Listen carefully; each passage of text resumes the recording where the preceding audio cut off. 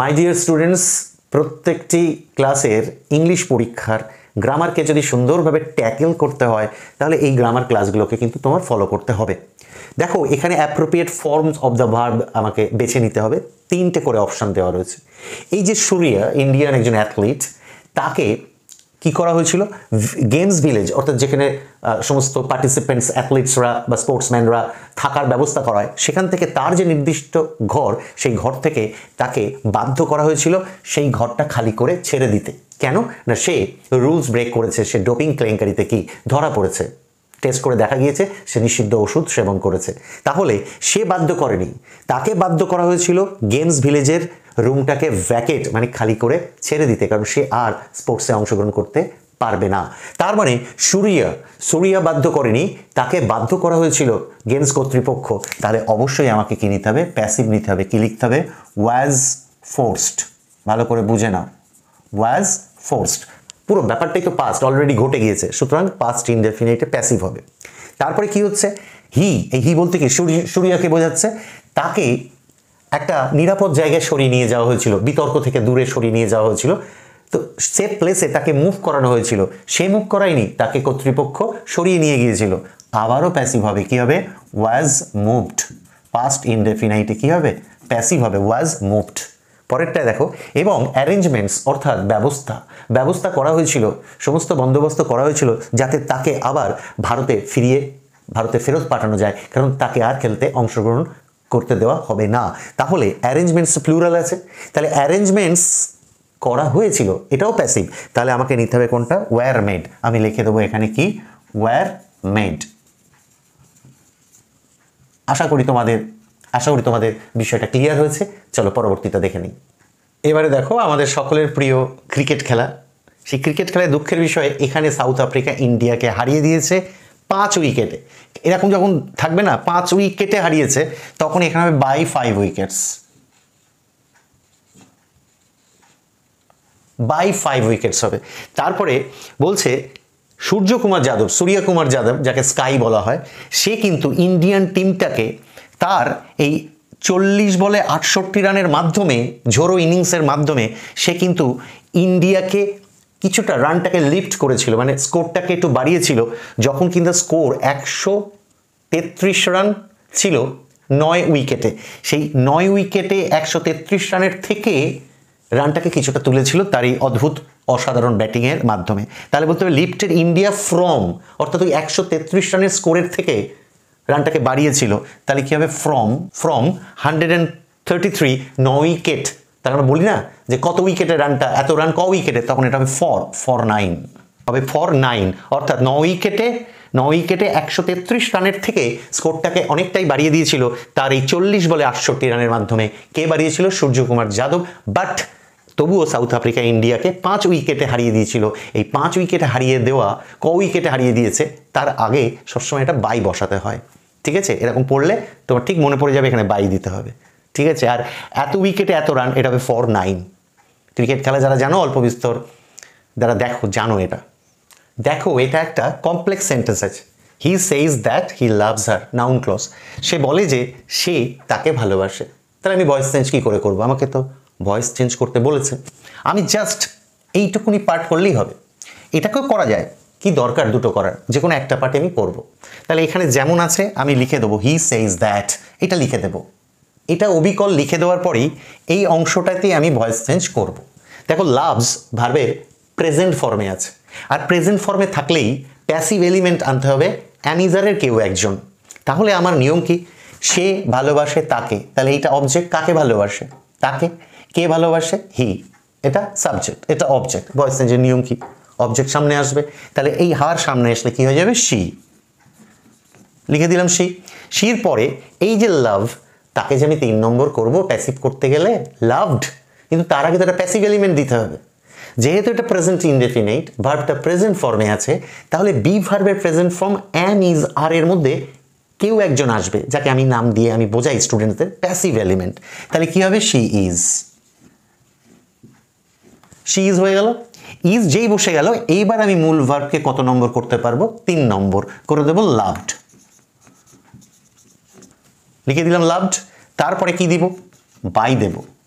দিয়ে এটা যেমন সামনে এসেছে সি হয়েছে, তাহলে হিটা পিছনে গেলে কি হবে, হিম হবে। হিয়ার অবজেক্ট ফর্ম কি, হিম। হয়ে গেল voice change, it's quite easy.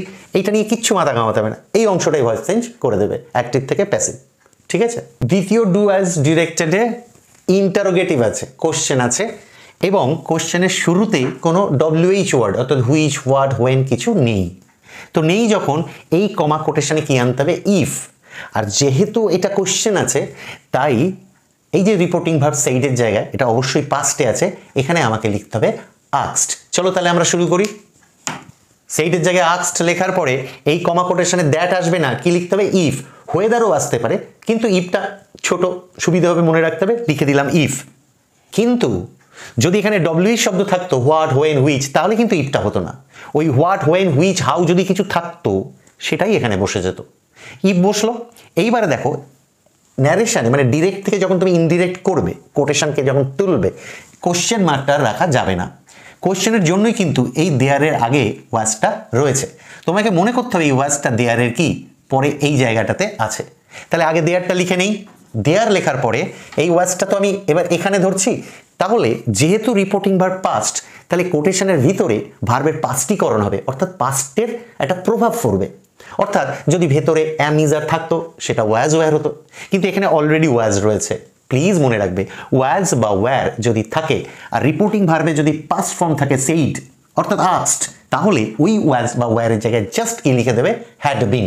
তাহলে তুমি এই ওয়াজটা এখানে কি লিখবে, হ্যাড বিন। কখনোই কিন্তু এই হ্যাড বিনটা এই দেয়ারের আগে লিখবে না, অর্থাৎ ওয়াজ আগে রয়েছে বলেই হ্যাড বিন দেয়ার লিখবে না। হ্যাড বিন দেয়ার হলে কিন্তু তুমি ফুল স্টপ অর্থাৎ অ্যাসার্টিভে আনতে পারবে না, কিন্তু অ্যাসার্টিভ তোমাকে করতে হবে। তাই এই ওয়াজটা দেয়ারের আগে আছে কোশ্চেনের জন্য। যখন তুমি ন্যারেশন করবে, please be careful about it. ওই ওয়াজটা যেটা হ্যাড বিন হবে সেটা দেয়ারের আগে হবে না, সেটা দেয়ারের কি পরে হয়ে গেল, আর কিন্তু কোনো চেঞ্জ নেই। এনিবডি ইন এটা লিখে দেব।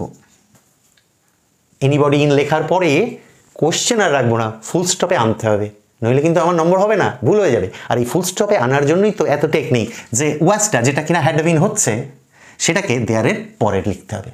এটাই সিম্পল ফান্ডা, খুব easy, just you need practice. এবারে দেখো এখানে একটা ফাইনাইট ভার্ব রয়েছে ওয়্যার, এখানেও একটা ফাইনাইট ভার্ব রয়েছে ওয়্যার।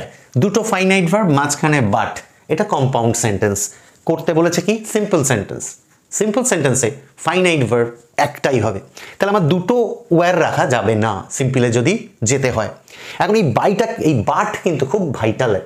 বাটটা দেখো, বাট কখন ইউজ হয়, দে ওয়্যার পুয়ার, তারা গরিব। বাট কি বিপরীত অর্থ বোঝানোর জন্য, যে যারা গরিব হয় নর্মালি তারা আনহ্যাপি হয়, খাবার দাবার পায় না, পোশাক আশাক কিনতে পারে না, তাহলে তাদের গরিব হওয়া, তাদের আনহ্যাপি হওয়ার কথা। কিন্তু গরিব হওয়া সত্ত্বেও তারা কি হ্যাপি। এই যে বাট দেখছো, এই বাট যদি এটাকে কমপ্লেক্স করতে বলতো না, তাহলে এই সামনে কি হতো, দো হতো, বাটটা উঠে গিয়ে এখানে একটা কমা হতো। মানে যদি আমি বলে দিচ্ছি এই প্রসঙ্গে, যদি কমপ্লেক্স করতে বলতো, মেক ইট কমপ্লেক্স, কি হতো, সামনে দিত তো দো, THOUGH, দো দে ওয়্যার পুয়ার, এই বাট উঠে গিয়ে এখানে একটা কি হতো, কমা, দে ওয়্যার হ্যাপি। কিন্তু আমার চেয়েছে সিম্পল, বাংলায় ভাবো না, তারা গরিব কিন্তু তারা হ্যাপি, তার মানে কি গরিব হওয়া সত্ত্বেও তারা হ্যাপি। তাহলে এই সত্ত্বেও ইংরাজির জন্য তোমার প্রথমেই যেমন কমপ্লেক্সে দো আনছো, সিম্পলের ক্ষেত্রে জানতে হবে বাট আছে, মানে তোমার বুঝতে হবে সিম্পল করতে গেলে শুরুতে ইনস্পাইট অফ দিতে হবে। তো আমরা ইনস্পাইট অফ দিয়ে শুরু করব। ইনস্পাইট অফ লেখার পরে এই দের আর লেখার দরকার নেই, কিন্তু এই ওয়্যারটা কিন্তু রাখা যাবে না, একে আইএনজি ফর্মে আনতে হবে। তা ওয়্যারের সঙ্গে তো আইএনজি, ওয়্যারিং, তারপরে ওয়াজিং, অ্যামিং, ইজিং, এগুলো তো হয় না, হয় কি বিইং। তাহলে যখনই তুমি ওয়াজ ওয়্যারকে মনে হবে যে আমাকে আইএনজি ফর্মে আনতে হবে, তোমাকে লিখতে হবে বিইং। অর্থাৎ অফের পরে ভার্বের গায়ে একটা কি দিতে হবে, আইএনজি দিতে হবে। তাই ওয়াজ বা ওয়্যারের রুট মূল ভার্বকে বি ভার্বেরই তো পাস্ট ফর্ম ওয়াজ ওয়্যার, তাহলে আইএনজিটা তো প্রেজেন্ট ফর্মের সঙ্গে যুক্ত হয়। সেই প্রেজেন্ট ফর্মটা কি, মূল ভার্বটা কি, গরিব হওয়া সত্ত্বেও এই বাট কিন্তু আর থাকবে না। তুমি এখানে একটা কমা দিতেই পারো, না দিলেও কোনো ব্যাপার নেই, তারপরে বাকি যা আছে লিখে দেবো, কিন্তু বাট কিন্তু লিখবো না, কারণ বাট থাকা মানেই তো কম্পাউন্ডের গন্ধটা থেকে যাবে। আমি তো কম্পাউন্ড রাখতেই চাইছি না, আমি তো সিম্পল করছি, সুতরাং বাট একেবারে আউট। তাহলে বাকিটা লিখে দেবো যেমন আছে তেমন। কেন বলো তো, এটা এখন সিম্পল সেন্টেন্স হয়ে গেল, কারণ এই যে ফাইনাইট ভার্ব ওয়্যার ছিল, যেই ওটাকে আমি বিইংকে পরিণত করলাম, এটা নন ফাইনাইট ভার্ব হয়ে গেল। আর টোটাল বাক্যে ফাইনাইট ভার্ব একটাই থাকলো ওয়্যার, তাহলে মানেও সেম থাকলো অথচ ফাইনাইট ভার্ব একটাতে চলে এলো, সুতরাং এটা অবশ্যই সিম্পল সেন্টেন্স হয়ে গেল। ঠিক আছে, my dear students, phrasal verb কাকে বলে?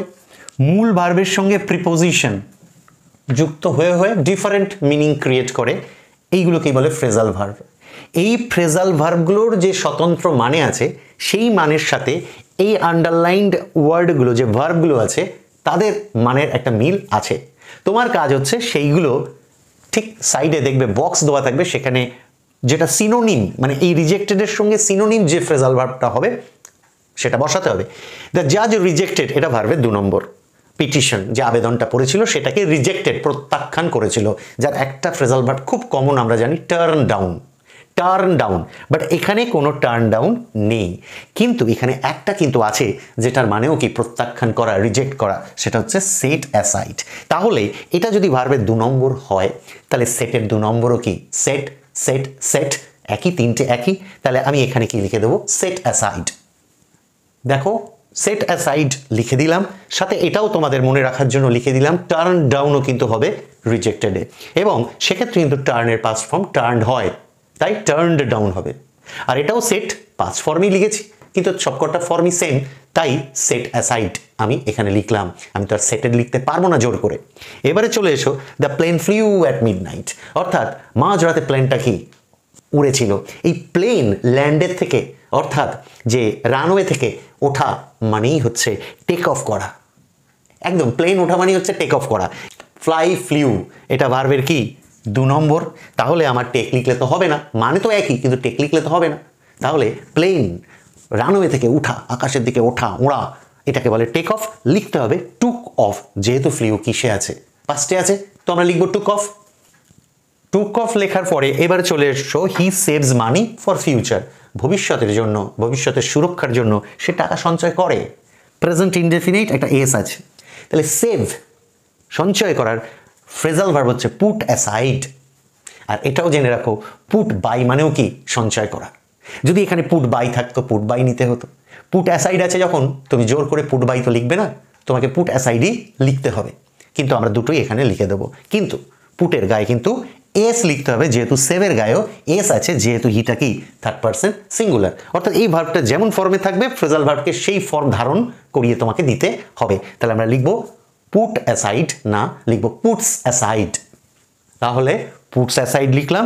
যদি পুটস অ্যাসাইডের বিকল্প মনে রাখা দরকার, কারণ কোনো একটা জায়গায় হয়তো দেখা যায় অপশানে পুট বাই থাকবে, আজকে এটা জানা থাকলে সেক্ষেত্রে আমার আর অসুবিধা হবে না, পুটস অ্যাসাইড অথবা পুটস বাই। চলো আজকের মতো এই গ্রামার ক্লাস শেষ হলো। ভালো লাগলে অবশ্যই লাইক, কমেন্ট, শেয়ার করবে। কী ধরনের ভিডিও চাই আমাকে অবশ্যই কমেন্ট করে জানাবে। কমেন্ট করবে তবে তো আমি আরও ভিডিও বানাতে পারবো তোমাদের চাহিদা অনুযায়ী। আর অবশ্যই অবশ্যই নতুন যারা দেখছো সাবস্ক্রাইব করবে, ভালো লাগলে সাবস্ক্রাইব করবে, আর বেল আইকনটাকে কি করবে প্রেস করে দেবে, যাতে নতুন ভিডিওর নোটিফিকেশান তোমার মোবাইলে চলে যায়। আর ভালো থেকো, মন দিয়ে পড়াশুনো করো। খুব শীঘ্রই আবার একটা ভিডিওতে তোমাদের সঙ্গে দেখা হবে। ততক্ষণের জন্য বাই বাই, টাটা।